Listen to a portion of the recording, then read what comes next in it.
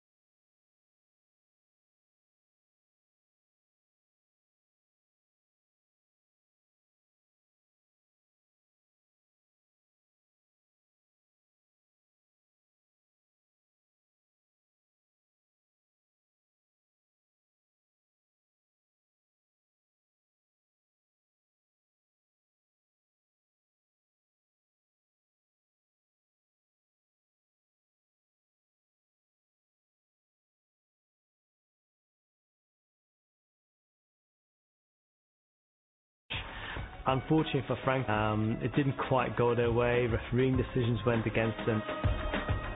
Frankfurt were denied a clear late penalty by referee Alfons Berg after Ralf Weber was brought down by Rostock right back Stefan Berger. As the visitors pushed forward in desperation, it was Berger who broke away in the 89th minute to break Frankfurt's heart and leave their title challenge in tatters. And to this day, most Frankfurt fans can tell you the name of the referee, the name of the player who went down, the name of the Rostock player who fouled him. And it is sort of the most horrific and the most hurtful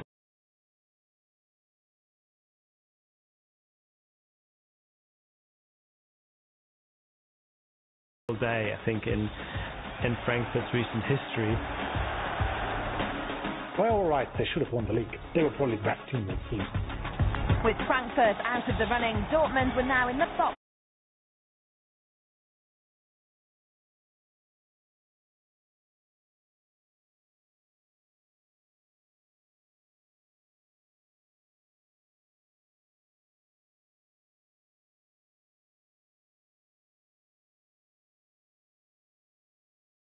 Hopes looked lost when Matthias Sammer was shown a red card at late.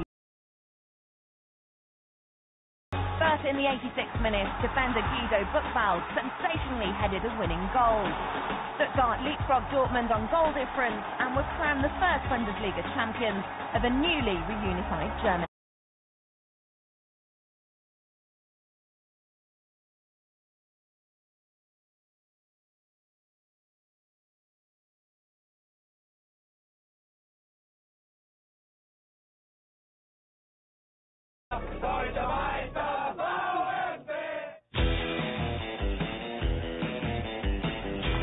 Elsewhere that season, former star player Kevin Keegan returned to St James's Park as the new manager of Newcastle United. In Italy, Fabio Capello's AC Milan went the whole Serie A campaign unbeaten and were champions by 8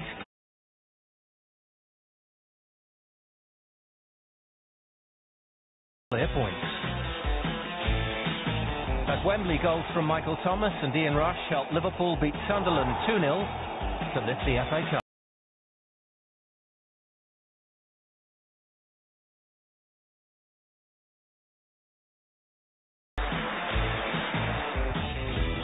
And in South America, Brazil's Sao Paulo needed penalties to beat Newell's Old Boys of Argentina to win their first Copa Libertadores.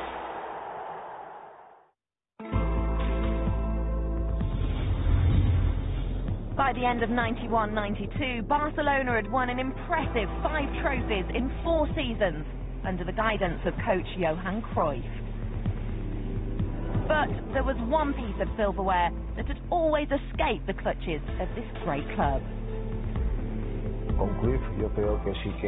think Barcelona under Cruyff changed in terms of the winning mentality. Barcelona had already won titles, but there had been a long period without success in the European Cup.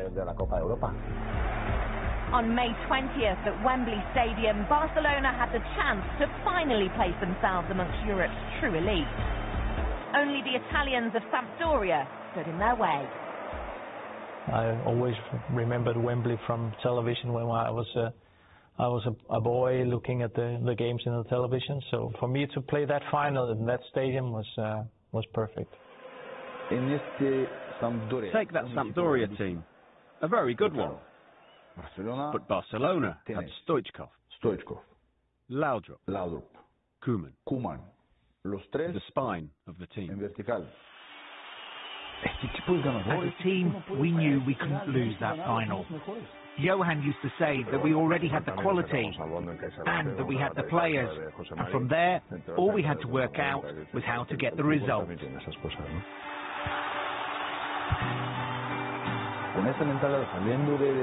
We left Barcelona for London with the mentality that the European Cup wouldn't get away from us, even if there were 3 referees against us. Sampdoria went into the game in good form, and we had 4 or 5 clear chances to score. A few minutes from the end of the game, Vialli chipped it just wide, and we had other chances that missed the target too. We went into extra time, and Koeman scored a free kick from an impossible position.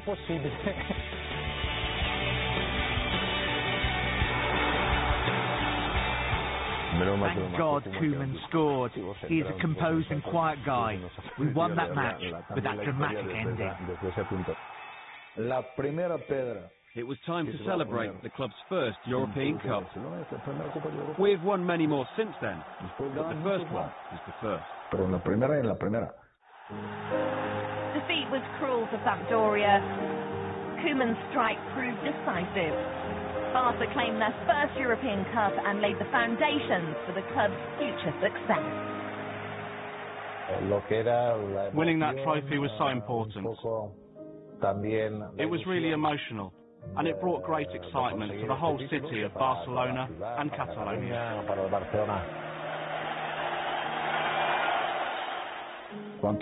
When we speak about the 20th of May, it's our Independence Day.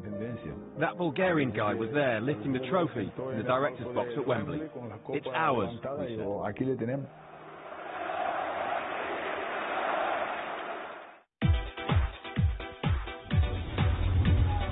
2 weeks later, Barcelona claimed an unexpected double, as there was a dramatic climax to the league in Spain. Real Madrid went into the final day on top, a single point ahead of their fierce rivals. But away to Tenerife, they let slip a 2-0 lead, eventually losing 3-2. Meanwhile, at the Nou Camp, Barca pounced on the opportunity. 2 goals from Hristo Stoichkov secured the victory they needed against Athletic Bilbao.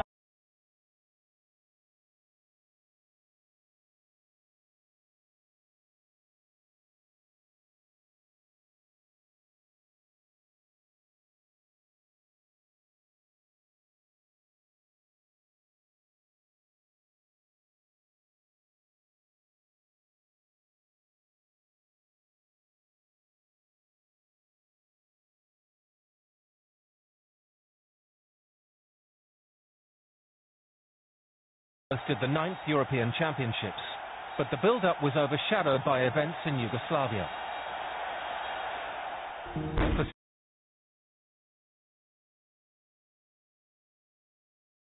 several months,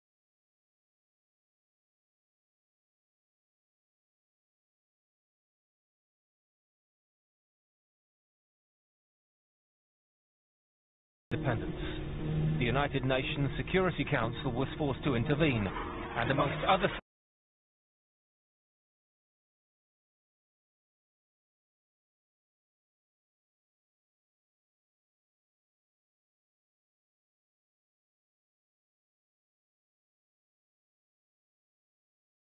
sanctions.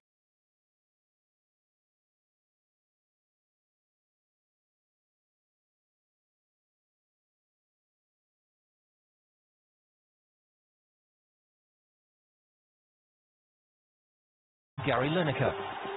It would be Lineker's final appearance in a stellar international career. His 48 England goals left him one short of Sir Bobby Charlton's record. Taylor's decision backfired spectacularly. Sweden's 2-1 win took them through to the semi-finals. Also there were Denmark, who faced the reigning European champions, the Netherlands, everybody's favourites. Before we started playing really football and being concentrated, there was already past 20 minutes, 25 minutes, and we had already one goal again. And then everything became more difficult. That's one match, I would say, where we played extremely well. They were surprised at how good we were in that match. The match was end-to-end. Denmark led twice through Henrik Larsson, only to be pegged back by Dennis Bergkamp and Frank Rijkaard, whose late goal took the game into extra time and eventually penalties. And so we had the penalties. Good save. And I was the only one who missed the penalty. Our fifth penalty, pissed off that he takes it, and his short, the step up, you know, just rolls the ball in very arrogantly, and you think, wow, anything is possible. Against all odds, Denmark had reached the final. In Gothenburg, they faced their toughest test, the current world champions Germany. But the Danes revelled in their role as underdog. They were definitely the better side in the final, but luck was on our side, and we had a very good goalkeeper.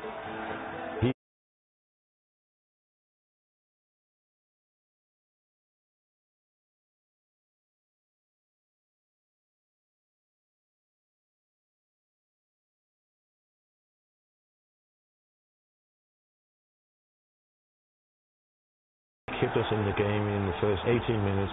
He had got two great saves.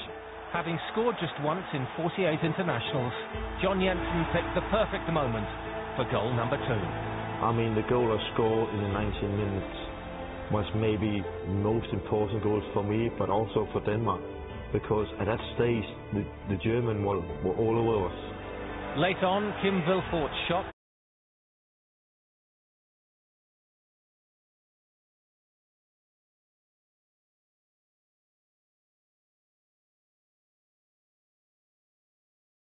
the thing, you get a first look at somebody and you see if they can come back and deliver again.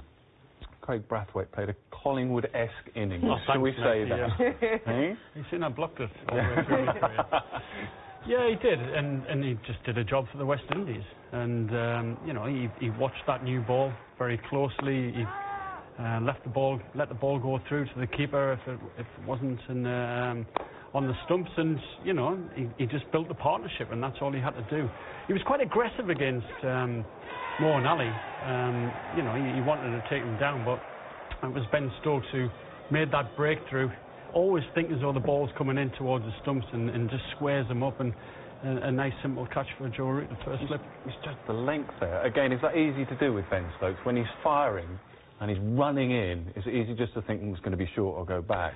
It's misjudged it. Yeah, I think with that kind of bounce, you know, you can sit back a little bit in the wicket. I think it's more so that the feeling that the ball has gone away from him. You know, it doesn't look on. You're watching it, you say, it hasn't really done that much, but you know, with that angle that Ben has, you know, it only has to do a little bit, and it does square you up, and it's not the first person who's squared up, but he does square a lot of batsmen, right-handed batsmen up like that. How much you enjoyed watching Shea Hope, Pat? Yeah, he looks good, and as you say, you look at his figures, you would expect them to be a little bit higher. They're averaging 28 in Test cricket. He got 200s at Headingley against England in this Test match, which they won, but again, his technique it looks simple. You know, he creates time for himself. All the best batsmen, which you'll see in world cricket, the one thing you often say about them is they have time, whether that's against good quality spin or good quality pace bowling. And that's what he's shown us today, that he's got a good technique, and it's whether he can put the right-hand column together as well consistently. Are we sometimes unfair on some of these young guys? I mean, he's been around for a long time. We see him play these lovely shots. We just expect him to score runs all the time. I guess he's just learning and developing his game, isn't he? Yeah, and there's a difference between, you know, having a good technique and run scoring. and that is the thing which you try to acquire, the consistency of run scoring at international level. But he's certainly got a game. You know, there's no doubt about it. And then it's the temperament and the mentality and the drive to be consistent.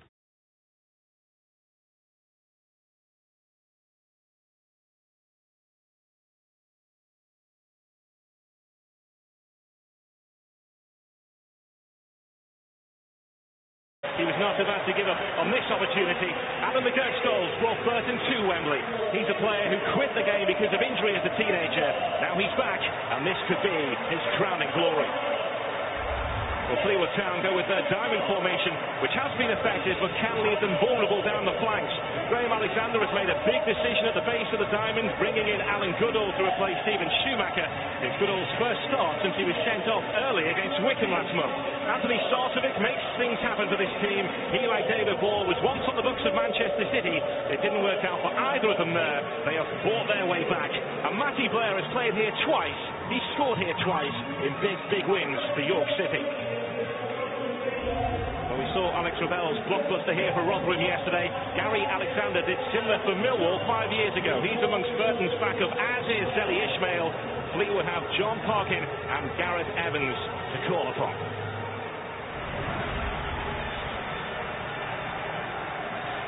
The day is here. The time is here. An opportunity that may never come around again for some of these players, standing in front of a nation with the hopes of a town on their shoulders. Wembley only recognises winners, only salutes heroes. The losers are forgotten. The playoffs, brutal but brilliant. Well, absolutely. Just looking at Gary Rowett's team selection, I feel he's gone for Alex McDonald and Chris Hussey in the wide areas because he knows that Fleetwood playing this midfield diamond. It's a very narrow system that Graham Alexander plays, and I think Gary's keen for his wide players to get on the ball in those wide areas and start delivering those crosses in towards the two front men. This is the 5th time they've met this season. 2 wins for Burton, 1 for Fleetwood. The other was a draw in the FA Cup. Burton Albion looking to try and impose themselves on the game early on. Billy Key with that header. Easy take for Chris Maxwell. And the one thing about Fleetwood Town, very big at the back, certainly Mark Roberts, Nathan Pond in the air, very strong. Any set piece the Burton throw in there has to be inch perfect. It's a huge day for Billy Key. Not only playing here at Wembley, but his wife went into labour early this morning. He's barely had any sleep. They agreed weeks ago that if Burton made it this far, no matter what happens, he will play here. That's Roberts, looking for Hume. There's Morris. Ian Hume again. Ball looking to spin. Ball does spin, and that's the first big save of the game. It's produced by Linus. Well, actually uses his wrong hand to make this save, Dean Linus, but he keeps it out. That's the important thing. It's actually a shot initially from Ian Hume, and David Ball as well wriggles away, does everything right. That's a terrific save. The keeper actually dived past it at one stage, but managed to claw it away. Great stop. They have more work to do here. Pond moves towards the near post. It goes beyond him, and Linus was in the way again.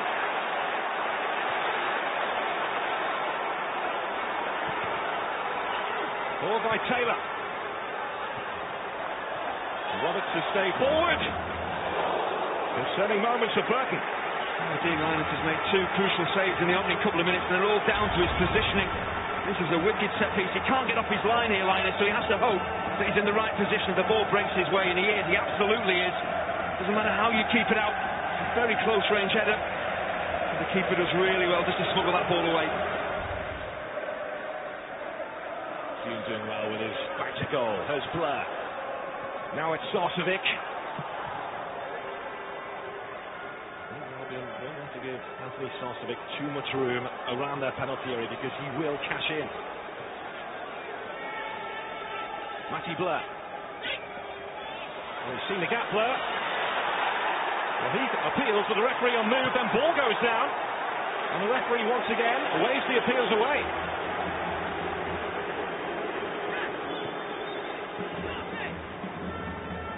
Big penalty shouts from Fleetwood Town. It's fast and furious. The referee, Michael Naylor, really has to keep his eye on everything that's happening. Not easy for a referee when the game is moving as fast as this.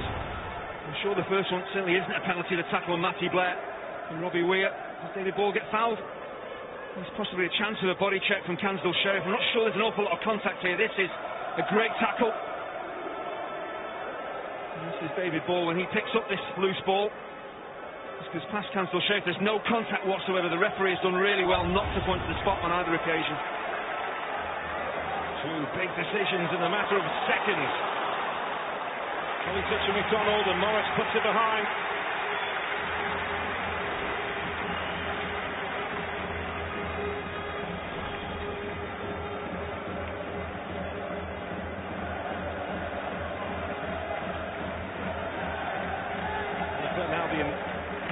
This season it's been scoring goals. Only the bottom four scored less in League Two. They can make these positions count, particularly with the deliveries of Chris Hussey. Sheriff right on the toes of Maxwell. In it goes from Hussey right in a dangerous area between the 6-yard line and the goal. Hussey again. That was Bell who took aim. Maxwell looked concerned. Just for a split second there, Chris Maxwell seemed to lose his bearings, wasn't sure that this was definitely going wide. What we've seen so far from set pieces and general play, some excellent delivery from wide areas, a decent strike. He's always drifting wide. You see the keeper. He knows it's been struck with the outside of the boot. It's just going to drift wide of the post, but Wembley, you've got to be absolutely sure before you take your arms away.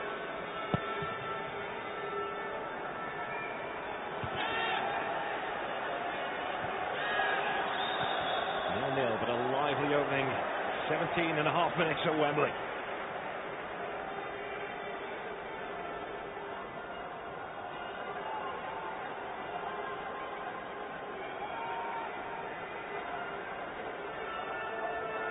Collins sent forward from the back.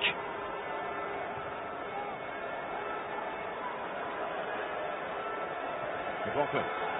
This is Ball. Guided by McLaughlin. Now to Cansdale Sheriff.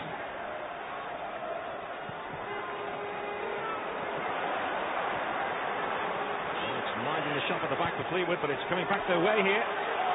This is McGurk. McGurk trying to get plenty of bend on that, but unable to deliver. The idea is certainly right. It all stems from a Fleetwood free kick, but they gave the ball away. Caught a bit short-handed at the back. This is where McGurk wants to be isolated against Roberts in wide areas, so he can tuck in field and try and bend that into the top corner. Difficult skill. McDonald. Stephen Roberts, and it's picked up here by Adam McGurk. Looking to link up with Billy Key again. Sees ball to Bell. Straight to Maxwell. Fabulous strike, a really clean strike. Probably too clean, if anything. Maxwell has a good view of it. Good safe handling. But they're working really hard.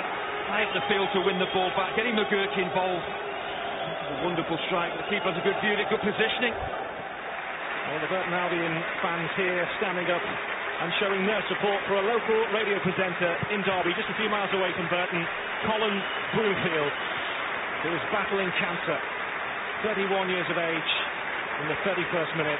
Burton Albion fans standing shoulder to shoulder with Colin Broomfield, just as the Derby County fans did here on Saturday.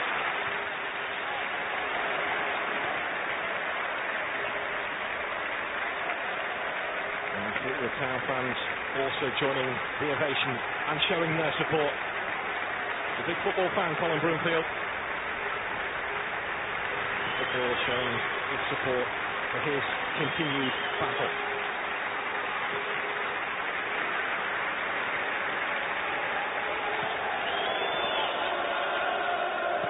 There's Sarcevic. Burton has to work very hard getting closer to Anthony Sarcevic. You can't allow him the amount of time and space that he's getting on the ball. He's drifting into various areas. He's very hard to pick up, but as soon as he gets the ball, someone has to release themselves and get close to him. He has the vision and the ability to pick out those killer passes.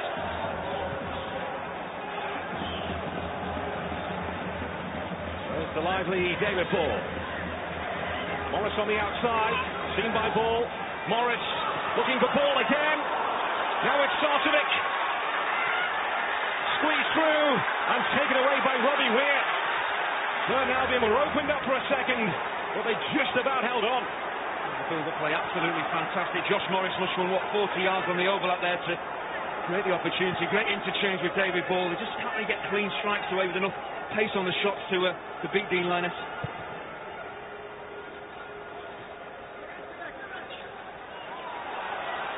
Trying to make an impact at the other end. Hussey. Nice through here to McDonald. Hesitancy at the back by Fleetwood. Leaving to clear the ball. Eventually it's dumped away by Blair. Well, that's the Wembley effect for you in a normal regular league game. You just clear that lack of communication, bit of nervousness, and causing themselves defensive problems at the back. Fleetwood.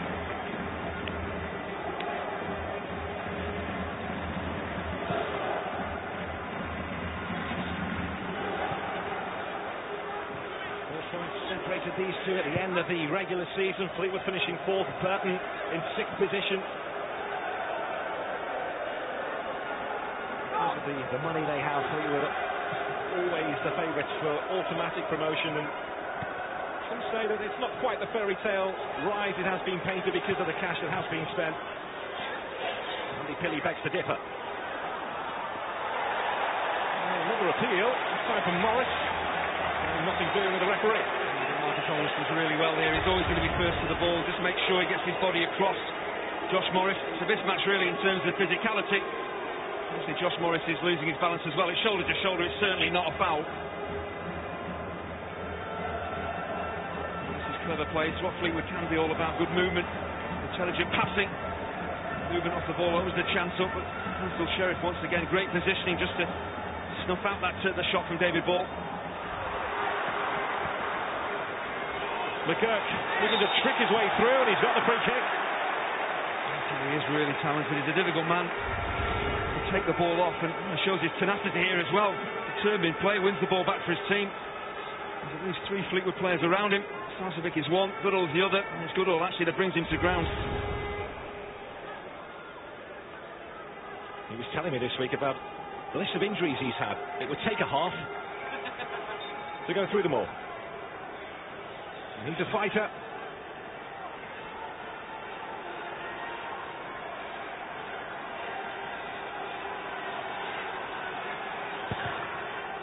Hussey with that free kick. That's the end of the first 45 at Wembley. Nothing to separate these two. Dean Linus called into action early on with 2 big saves. Fleetwood have looked the more threatening in that first 45. But now they've had a couple of moments. They found their feet as the half went on. At the break at Wembley, it's Burton Albion 0, Fleetwood Town 0.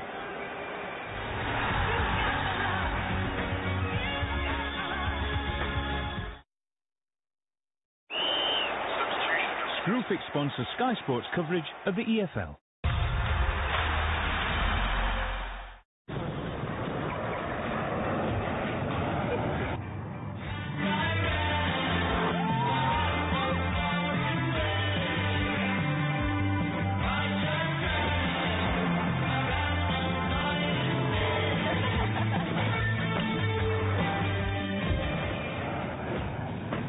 Live the larger life RX with the Lexus RX and the new 7-seat RXL self-charging hybrid. Lexus, experience amazing. We can't find you the house of your dreams. Hi guys, got some documents for you both. Thanks. Or make the agent less enthusiastic. 93. We can't make viewings more enjoyable. Isn't it lovely? Or help with the neighbours. But at NatWest, we can take the pain out of the paperwork with the first ever paperless mortgage application. We're always thinking of new ways to make banking easier. NatWest, we are what we do. Oh yeah, we're back. God, I bet that car looks elegant going through this scenery. Oh, you look cold.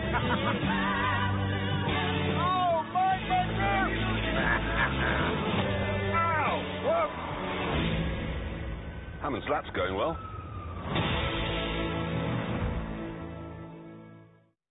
When your boiler's on the blink, peace of mind is having someone to turn to. We're with you. So from just 40p a day, get British Gas Home Care boiler cover, and one of our 6,000 engineers will visit to get it sorted. You can contact us 24 hours a day, every day of the year. And when you buy selected home care products online by the 18th of February, get 1 month free. Search British Gas Home Care. Come and have a seat. As promised, I've got some news for you. You don't need any further treatment.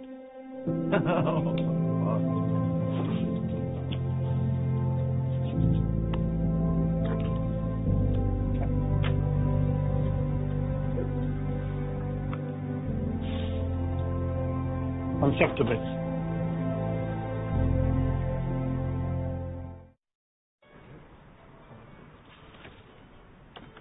Pineapple.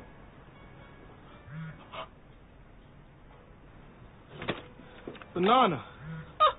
With Moneybox, every time you pay for something like a flat white or a taxi or a... Katsuma. Kumquat, you can round it up to the nearest pound and invest the spare change. Strawberry.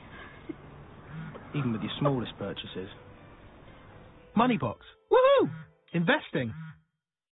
How do you make a holiday Travel Republic perfect? With a pool full of scary sea monsters. And a beach where the prettiest mermaids live. However you imagine your perfect holiday, create it with Travel Republic. Where there's lots of singing and dancing, and the sky is made from fluffy pink candy floss. Choose your holiday at a surprisingly low price. Visit travelrepublic.co.uk. Your perfect holiday is yours for the making.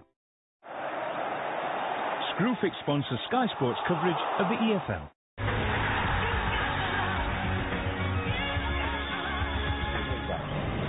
Well, both playoff finals so far have been won in the most dramatic of ways. Lose this, and it's harder to take than losing a cup final. These two have packed their bags and said goodbye to League Two. They don't want to go back there.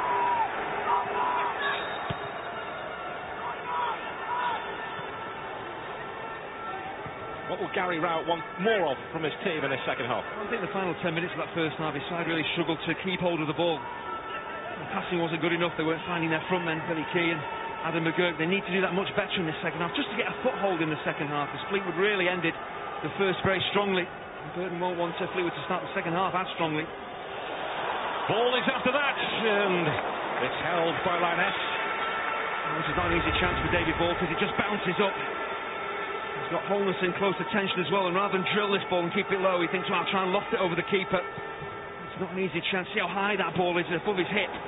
Very difficult to lob it over a keeper from there. There's Bell. Edwards. McDonald. Taking charge for Fleetwood. Good spell this for Burton Albion. It's Chris Hussey. He's absolutely right, Chris Hussey, to take the shot on from this type of range. He's got a really decent left foot. No one is closing him down, and a good spell for Burton. They come back into this second half. There's no one in close attendance. It's criminal though about the shot. He doesn't keep it on target, doesn't work the keeper. A great start to the campaign, scoring 3 goals in his first 4 games. They faded after that and ended up out on loan at Bury.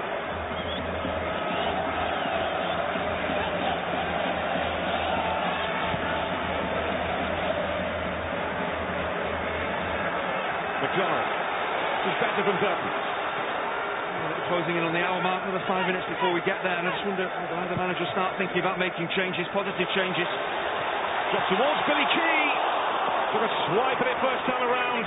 Couldn't really do much with it second time. Well, you don't see this happen too often in the Fleetwood Town defence. A mix-up really between Mark Roberts and Nathan Paul. No communication. Billy Key just goes in between the pair of them. They both drop deep. Neither of them deal with the forward ball. Two big centre-halves should be dealing with that. Billy Key just doesn't make contact. Big opportunity. Needs to catch that on the volley. Just misjudges it. Saw him score a goal against Hartlepool a few weeks ago when it was a long ball at the top and he took it first time on the volley. You have to work very hard against Mark Roberts and Nathan Pond to get your chances, to get your goals, and that was a real opportunity for Billy Key.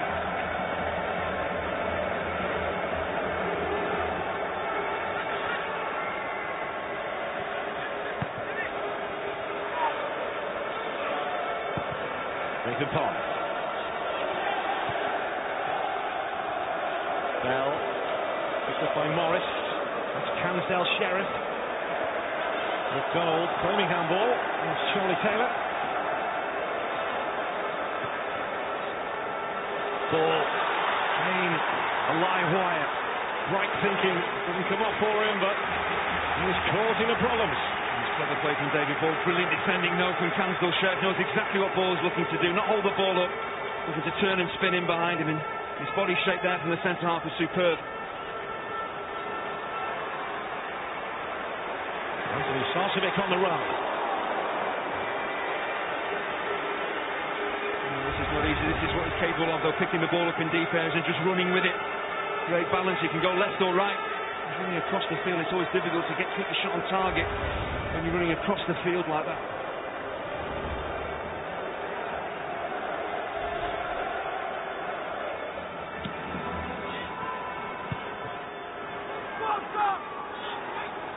Holness. That's Sarcevic. Away by Sarcevic. Now it's Billy Key.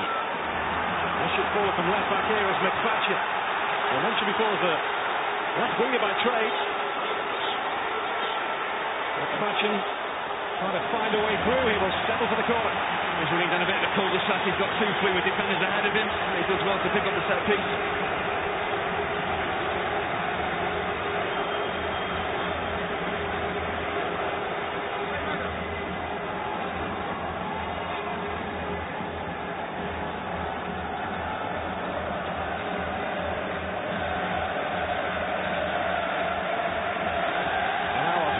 Could this be Burton Albion's moment? Hussey's corner, just away from Holness. Sliced horribly high and wide by Robbie Weir. There's no real conviction as he strikes this ball. You've got to keep your knee over the ball, keep it down, and the ball's coming at you at pace.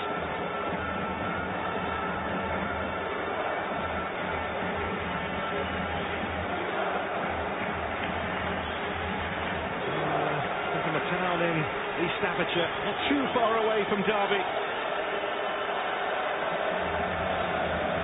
Base has been growing and growing. We must remember that these two clubs, the average attendances aren't too big, but they have big ambitions. And the higher they get, the more the fan base will grow.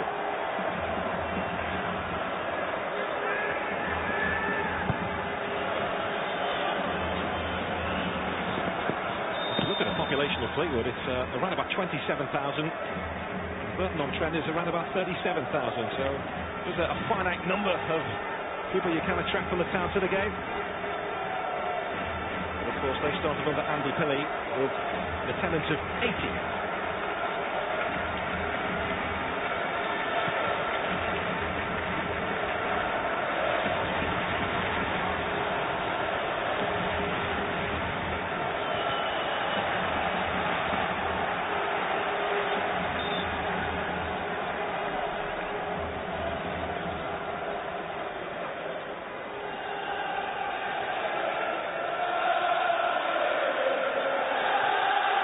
There's McFadden.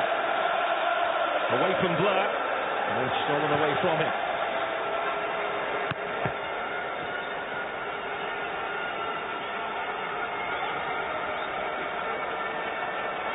Xander Diamond is about to come on for Burton Albion. The man who was more or less out of the door. He's agreed to deal with Northampton, but because of the injuries they've had and the suspension to Ian Sharps, they pulled him back. With the end of Shane Cansdale Sheriff's game, he's been carrying this injury.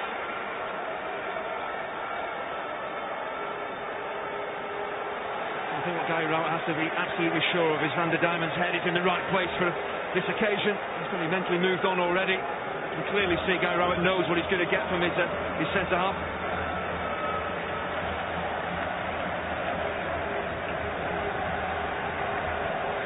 Hearing it will be Marcus Holness to make way.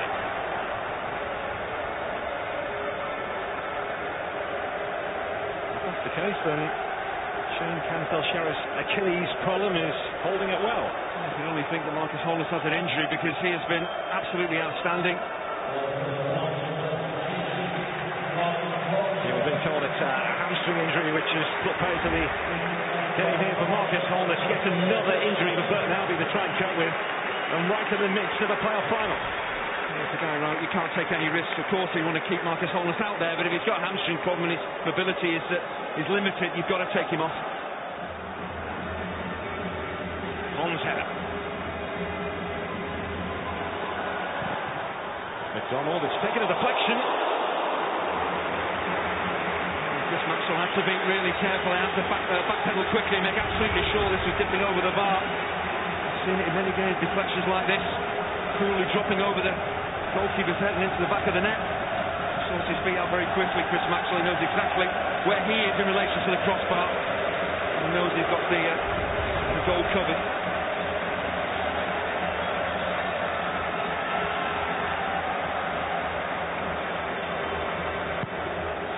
Hussey with the corner. It was a great corner too.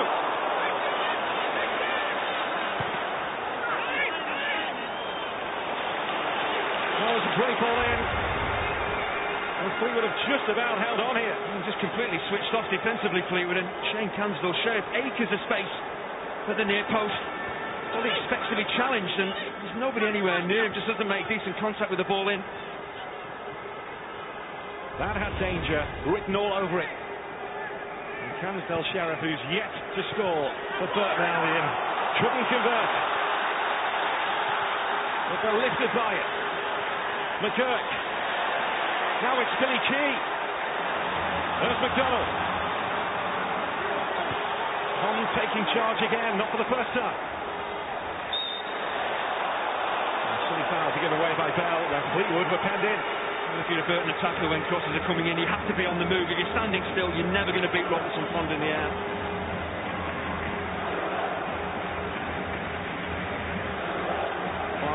Fine margins on an occasion like this, at a venue like this. And he's probably just been concentrating this week on making sure he was available to play and do his defensive job. He never would have expected to have a golden chance like the one he's just had.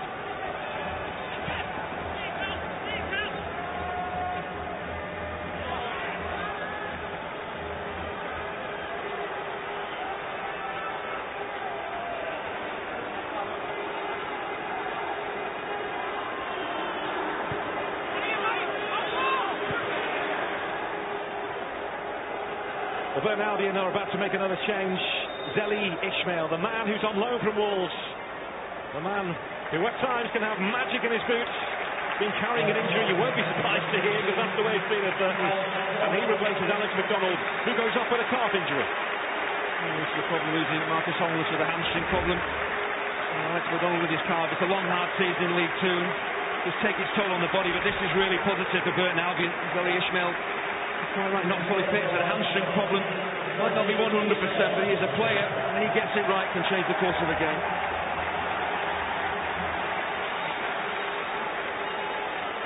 And Fleetwood about to make a change of their own, the familiar face of John Parkin.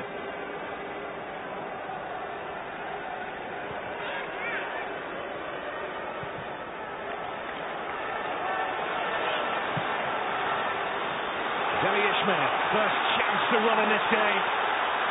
And Charlie Taylor wins that first duel and wins it well. There you see the difference what Zeli Ismail will bring to Burton Albion's direct running pace. Charlie Taylor has the job in his hand now. Well, they're making this change now before Bowen Taylor's corner kick, and John Parkin coming on to replace Matty Blair. No Wembley goal this time around for Matty Blair. Welcomes Parkin, whose first job may be to try and help out at the back here. Interesting to see how Fleetwood reject things. He came on in the second leg against York. But Highgreen was very, very effective. He's obviously a big, strong centre forward, technically a good player with the ball at his feet as well. Not sure he's that mobile these days, though. On he comes, the big man, on a big day for his club.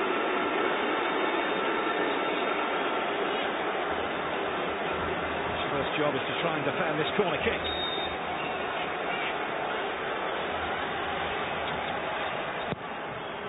Swung in by Hussey. With Chris Maxwell.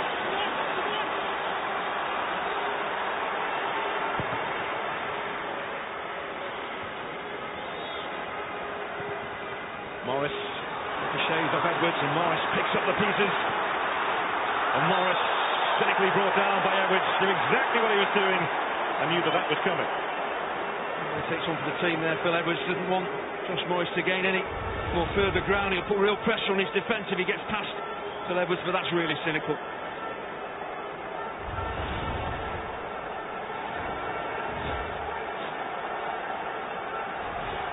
It looks like now it's going to be little and large up front for Fleetwood. John Parkin will partner David Borley, and Hugh might just switch out to this right-hand side and be more of a 4-4-2 for Fleetwood rather than that midfield diamond we've seen from the start. It'll be a battle. Billy Key and John Parkin. Both great characters.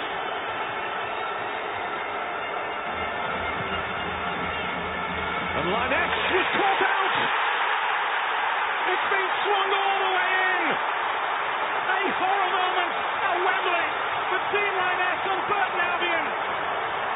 Sartovic takes the congratulations of Fleetwood Town. And the Fleetwood fans roar like they've never roared before. Oh, it's an absolute disaster for Dean Lyness. He makes his mind up as soon as Sartovic plays this ball, I'm going to come and deal with it, and he's just simply never going to get there. He gets underneath it, there's some pressure from Nathan Pond, but you just need to adjust your position once the ball is played. If you go and decide to go early, well, Nathan Pond is right on the borderline about being offside. The keeper just completely misjudges it. Just let your defenders deal with it. Once you take even 2, 3, 4 steps forward, you're in major trouble.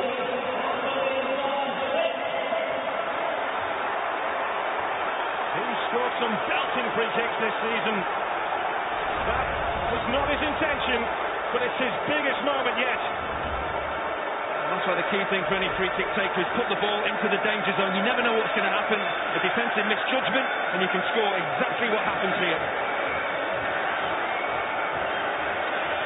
I said earlier on, the playoffs, brutal but brilliant.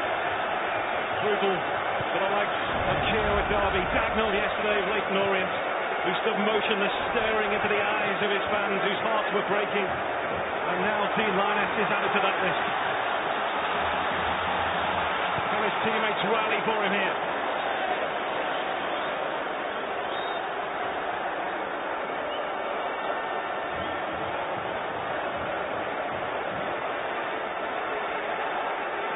That's the one thing really as a manager, you can't legislate for. You can have your formations, your tactics, you can expect the best from your players, but you just make misjudgments. Well, there's nothing you can do. Graham Alexander will be delighted with what's just happened.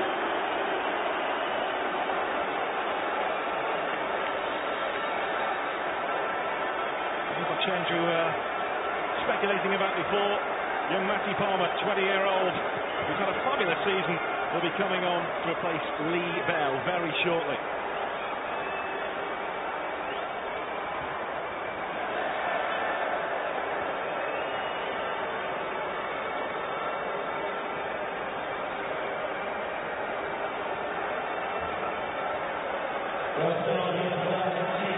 Another injury which is paid to a Burton player's day. Off goes Bell, on comes Palmer. Final change of course for Gary Rowett, and all they're looking to do now, Burton Albion, is take this to extra time.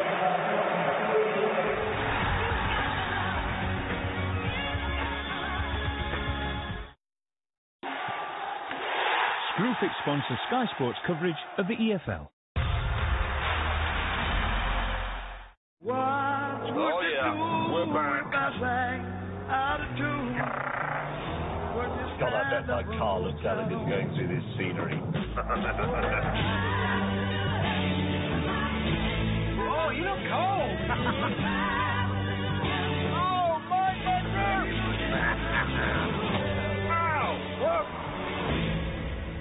Hammond's lap's going well.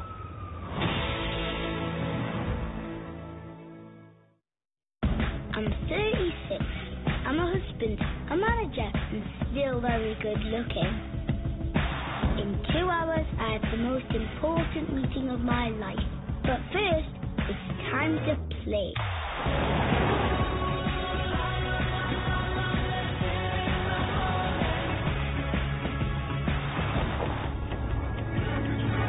The new Suzuki Vitara.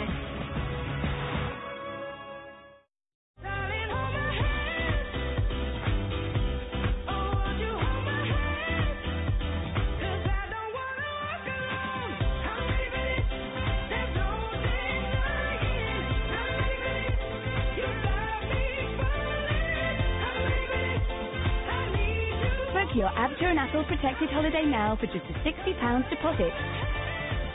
Jet2 Holidays. Package holidays you can trust. Hello, Ghostbusters. It's Greg from the Halifax. I've got your new Visa debit card. We got one! There you go, guys. They're contactless. It's the quickest way to buy things up to 30 quid. Easy peasy. Oh, while you're here, they could do with some help upstairs. Oh, there he is. I ain't afraid of no. Oh, are you okay? He slimed me. Actual physical contact. I prefer contactless. Now go bust that ghost. Can't believe this energy bill. Why don't you change to a cheaper supplier? Can't be bothered, I suppose. You need someone who's good at changing to do it for you. Someone who's flippin' fast. Someone who's flippin' thorough. Someone who's flippin' smart. You need WeFlip. They'll make flippin' sure you're automatically switched to a lower tariff. You know what, love? You flippin' convinced me. WeFlip, so you don't have to do a flippin' thing. A candy-colored clown they call the Sandman tiptoes to my room every night just to sprinkle stardust and to whisper, go to sleep, everything is all right. I close my eyes, then I drift away into the magic night. I softly say, in dreams you're mine, all the time we're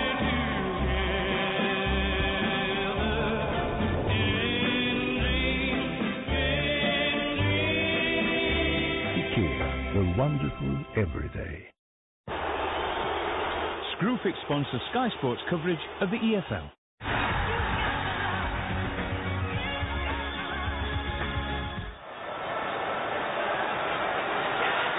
History is waiting for Fleetwood Town.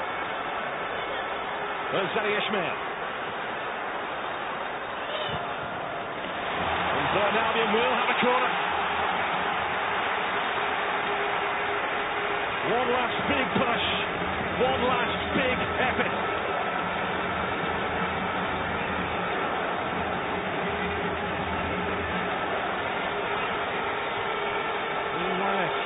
Stays back, the Burton goalkeeper. Swung in by Hussey. And Darwin trying to get it around the back.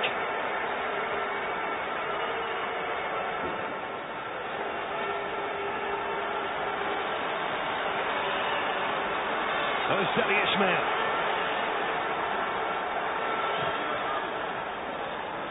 Now it's Robbie Weir.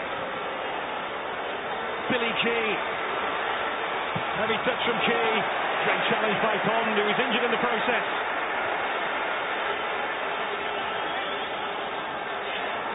Now it's Hussey. Billy Key. Away from Murdoch. Key! And look who was in the way again. Nathan Pond. The man whose heart beats for Fleetwood Town. Into 4 additional minutes. There's still time for Burton Albion. And they will have a corner. Oh, they're giving it a real go in general play. They're struggling to get shots in on goal from set pieces. They do have major opportunities. I wonder, Dean Linus, is he going to try and make up for that mistake by coming up and grabbing an equaliser? Well, this has been Pond's Carragher moment. This down ball, Nathan Pond injured. He's flinging himself into challenges.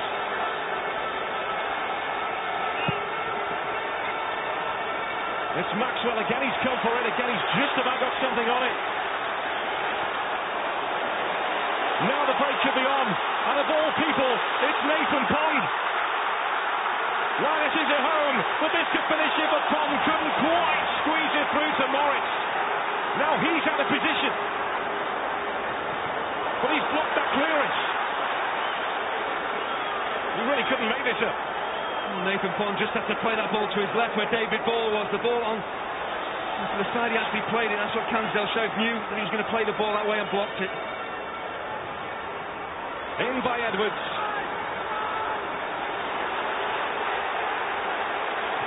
Now it's Weir.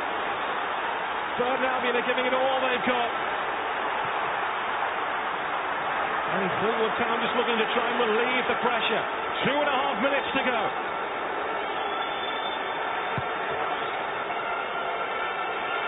Zander Diamond. This is McFadden. McFadden! All wide in the end. There's a long, long way out, and you have to go for power when you're 40 yards out. Drives it wide of that post, so give Burton a lot of credit. They've kept going, they've not felt sorry for themselves after going behind. They force the issue, just can't really create that one decent opportunity they need.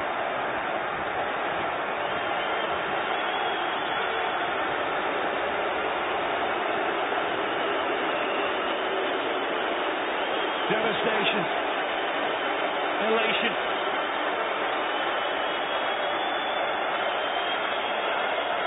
This club that has come from nowhere is making English football sit up and take notice again.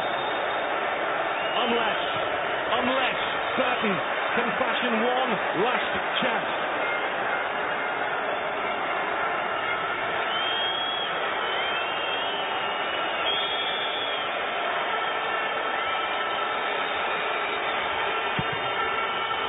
Forward by Cancel Sherritt. Billy Key trying to twist his way through. Palmer! Again, the shutters came down. Again, it was Nathan Pond. And Nathan Pond has been a colossus for Fleetwood this season. In the last 5 minutes, he has been absolutely outstanding. He's put his body on the line for his team. A one-time delivery driver who signed for Fleetwood in the Northwest Counties is helping keep Burton at bay. Linus is forward. Pushing at the corner. There was Parkin this time. Now it trusts it. And Fleetwood Town will have a free kick, and that may just do it for them. We knew this was going to be a really close game. That's exactly how it's proved. And if Fleetwood do go on and get promoted, it will be an astonishing feat with the way in which they've achieved it. And you've got to feel for Dean Linus.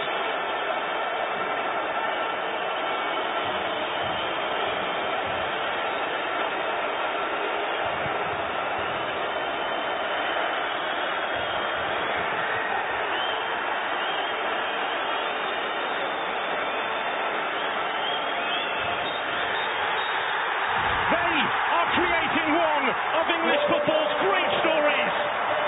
Fleetwood Town, the tiny club with big dreams, whose dreams are coming true. They are doing things they never even thought was possible. Dean Linus, the man who's holding his head in his hands, he was caught up for the goal. Where there's a hero, there's a villain. Where there's a great story, there's a hard luck story. Sarcevic scored the goal. But Burton Albion's dreams are in tatters. But Fleetwood Town, from near Parks football to within 2 steps of the Premier League, what they are doing is incredible. Oh, you've got to feel for Burton Albion, though. 2 fantastic seasons, failing in the semi-finals for the playoffs last season, failing in the final this time around, and we thought maybe a moment of brilliance would win the game. It's actually a mistake that has decided this final. Fleetwood don't care, they're up and into League One. Anthony Sarcevic, who was on the books of Manchester City, he was shown the door by City.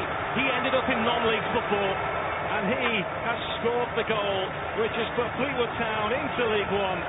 And there's Ted Lowry, the vice president, the man who used to paint the ground when only 80 people used to turn up to matches. They are dreaming. Let's get some reaction by joining Jonathan Oak. David Anthony, congratulations. David, can you sum up your thoughts for us? It's just magnificent.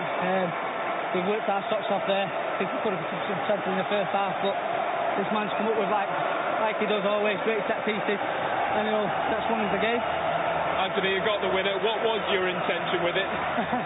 Get it in the box. Josh was telling me to hit his feet. I just went, no, get it in the box. And he's caught the keeper out in there. That's a bit of luck that you need in games like this. And I'm just over the moon. I've done it for the boys and we're going up. Graham, congratulations. Fleetwood are in League One. How does that sound? Yeah, it sounds amazing. Absolutely amazing. words fail me, you know what I mean? It's a lot of hard work by a lot of people, not just the boys in red, for myself and the staff, but a lot of people behind the scenes, and they deserve this day, and we look forward to next season. You've won promotion via the playoffs as a player to the Premier League. How does it compare as a manager? Just the same. I think it's the same for everyone, players, staff, supporters. Everyone gets a part of the promotion. It's fantastic. Commiserations to Gary and Burton, because they've been unbelievable opponents over like 5 games this season. And I know it's a tough one for them. I've been there myself, but they're a fantastic team and manager. But and I'm just pleased for these boys that have been working so hard from day one. And we're just chuffed a bit. What does Anthony Starcevic give you? He's given you something out of the ordinary today, intentional or not. Goals.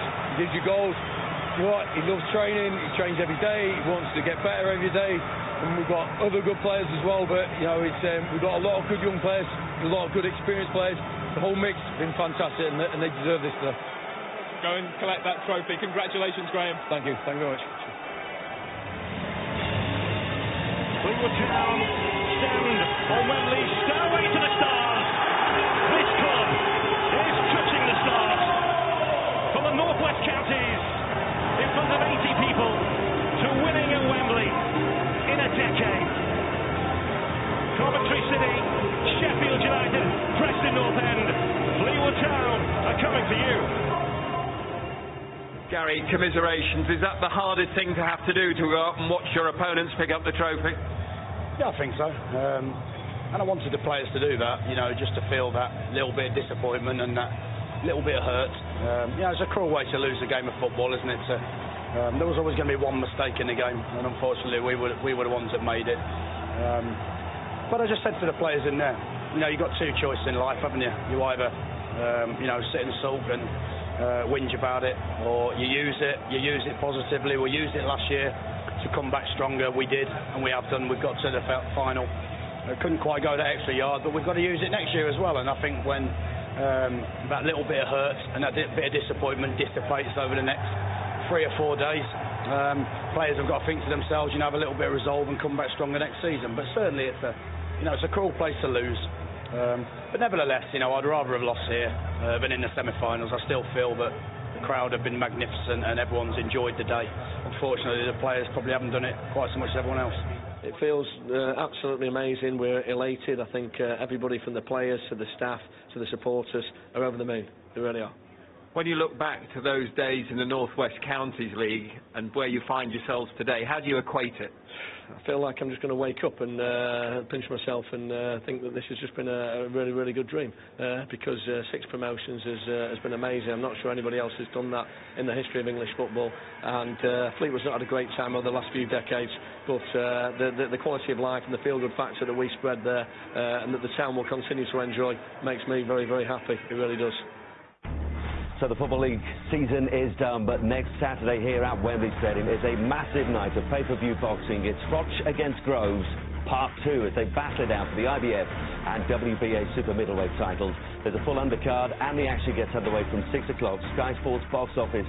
The quickest way to book this fight is via your Sky remote control.